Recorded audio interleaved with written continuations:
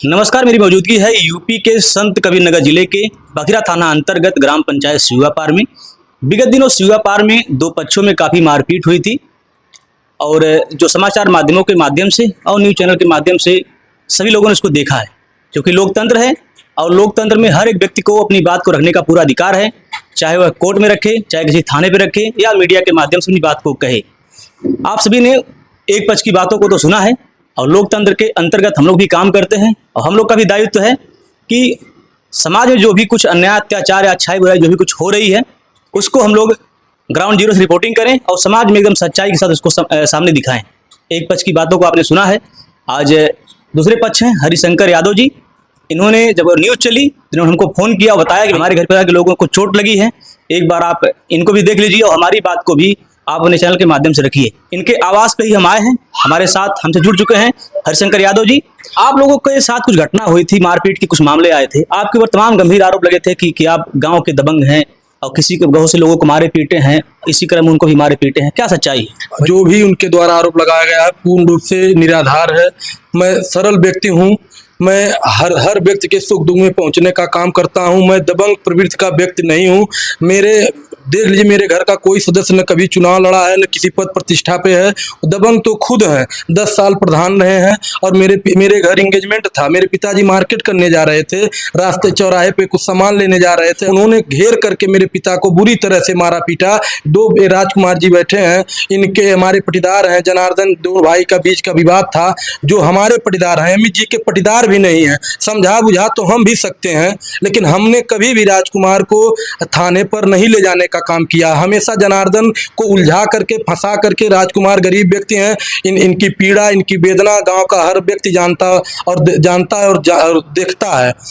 लेकिन अमित जानबूझ करके चंद्रिका के लहकारने की वजह से, अमित चंद्रिका के कहने पर पिताजी को हमारे लात से और घूसों से, मुक्कों से मारे हैं। उनके पिताजी लाठी लेकर के आज सुबह भी खोज रहे थे कि कहाँ है हरिशंकर। एक गांव के हमारे पटीदार मर गए थे, मैं डर के नाते वहां नहीं गया जाने के प्रयास में था, लेकिन वहां लाठी लेकर के खड़े थे। मैं आधे रास्ते से घूम आया।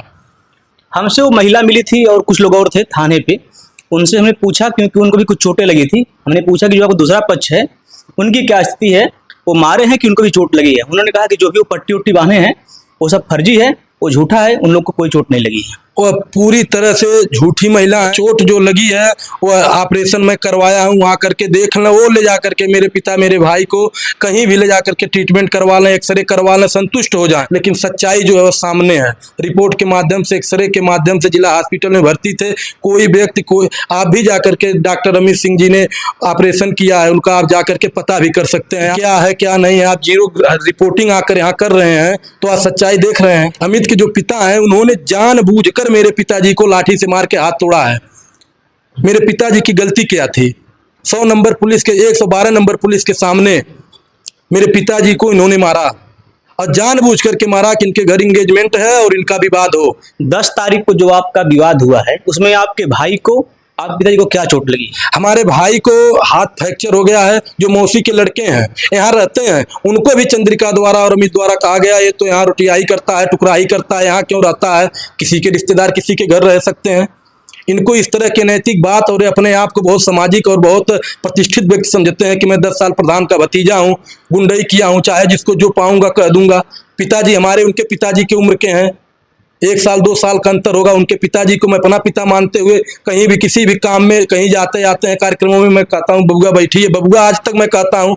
और अमित मेरे पिता को जूता खोर बोलते हैं, गाली देते हैं। आप पिता को ही मारे हैं?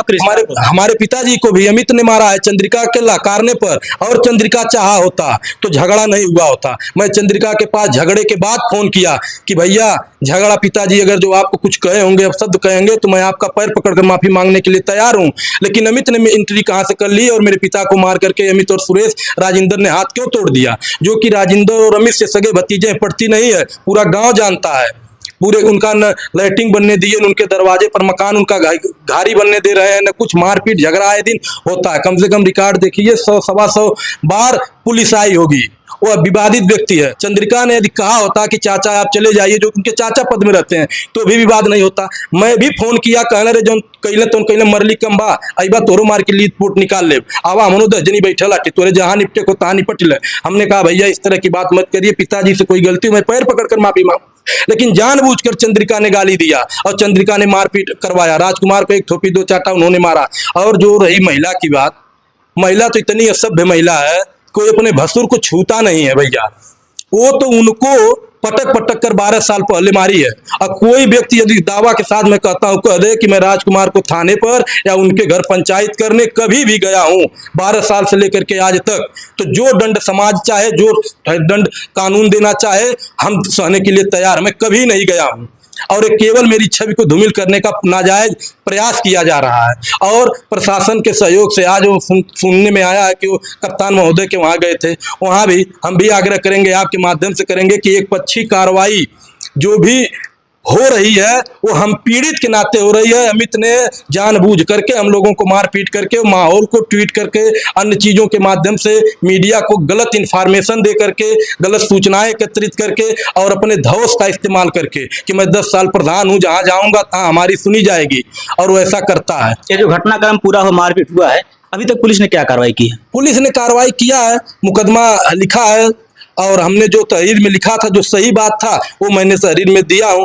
अब वो एक बात और बता रहे हैं, हमारे साथ 2-3 बच्चे हमारे भतीजे हैं, हमारे साथ रहते हैं, उनको आए दिन टारगेट करते हैं, किसी के माध्यम से कहलवाते हैं कि तुम गुंडा हो, अरे तुम ये हो, तुम वो हो, तुम बदमाश हो, गुंडा लेकर के चलता है। मेरे पास गाड़ी है, मैं आता जाता हूँ, सामाजिक व्यक्ति हूँ, किसी के कार्यक्रम में यहाँ से गोरखपुर, बस्ती, संत कबीर नगर, सब जगह आना जाना मेरा लगा रहता है। मैं जाता हूँ, अकेले कोई गाड़ी में जाएगा, गाड़ी पंचर हो जाए, कहीं और कोई दिक्कत हो जाए, तो हमारे साथ लोग जाते हैं, तो उनको कहते हैं सब गुंडा है, सब उसके लिए लाठी चलाते हैं, मार करते हैं। कौन कि हमारा भतीजा गुंडा है?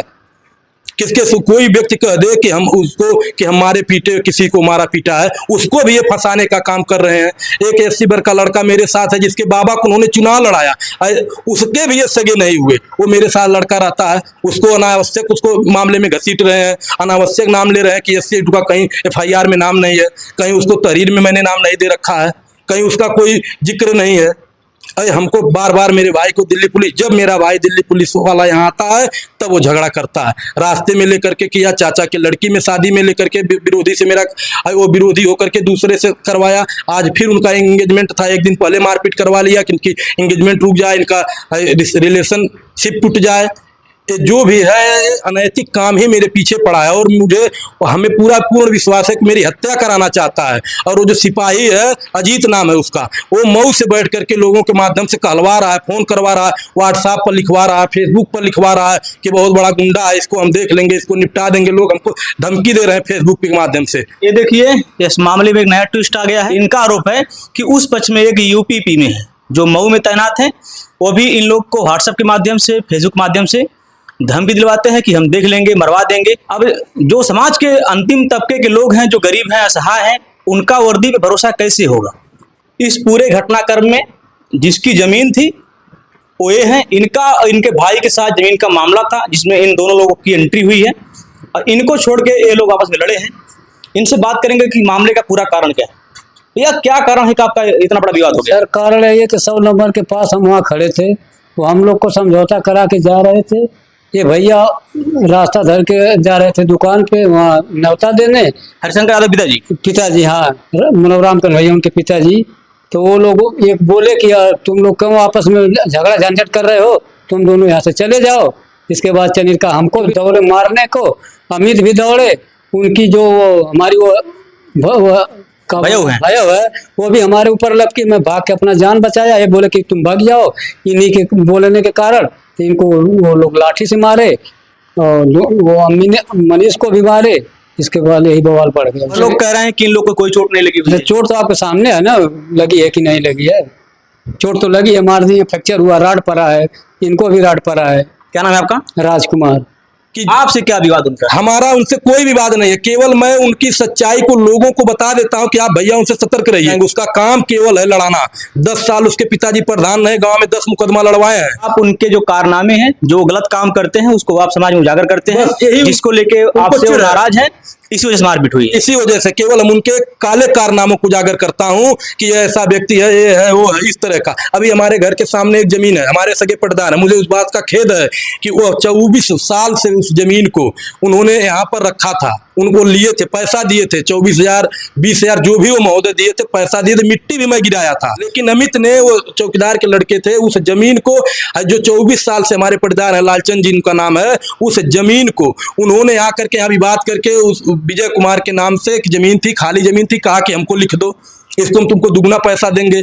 हम उस बात को सुने, हमने कहा जो जमीन लिया है, जो 20 साल से है, उस जमीन को आपने क्यों नहीं, उसको क्यों नहीं दे रहे हो? उन्होंने कहा हम पैसा ज्यादा लेंगे, हम उस रेट पे पिताजी दिए थे, दिए नहीं दिए? हमने कहा उनके आपकी मदद किए थे, अमित को मत जमीन दो, देना है तो लालचंद को जमीन दो, लालचंद को नहीं देना है तो अमित को मत दो, हम लेने के लिए तैयार है। मैंने कहा है बात, इसी संदर्भ में उसके पास भी गया, वह जमीन को नहीं दिया, कहा हम उधार नहीं लिखेंगे, वो हमको दे दिया।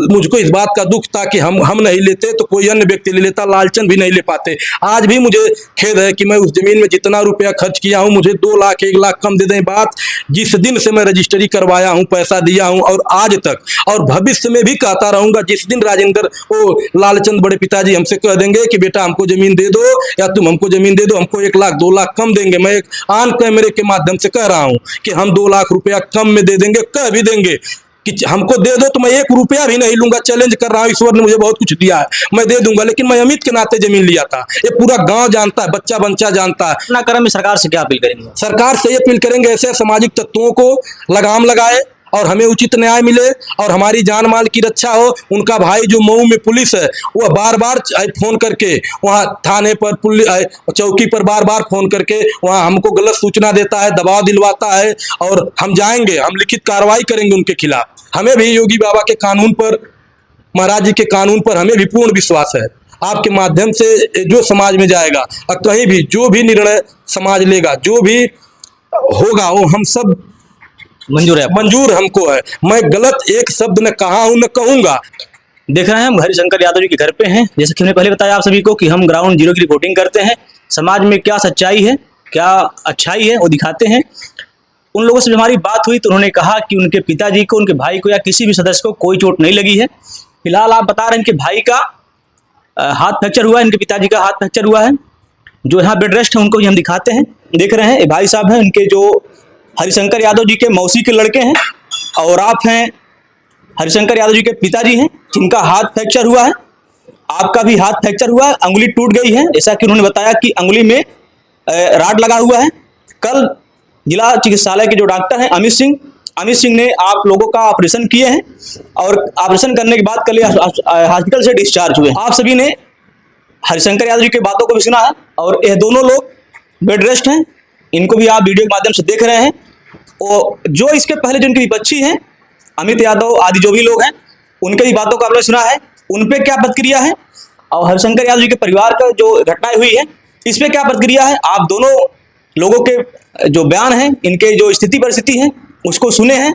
आप सभी जो दर्शक हैं, इस वीडियो देख रहे हैं, आप सभी का क्या आकलन है, कमेंट करना जरूर बताएं। फिलहाल इन दोनों घटनाक्रम में गलती किसकी है, ये तो जांच करने के बाद ही पता चल पाएगी, और इसका निदान कैसे होगा यह पुलिस करेगी। आप सभी का क्या प्रतिक्रिया है, कमेंट करना जरूर बताएं। मिलते हैं अगली वीडियो में फिर एक नए के साथ, तब तक के लिए जय हिंद।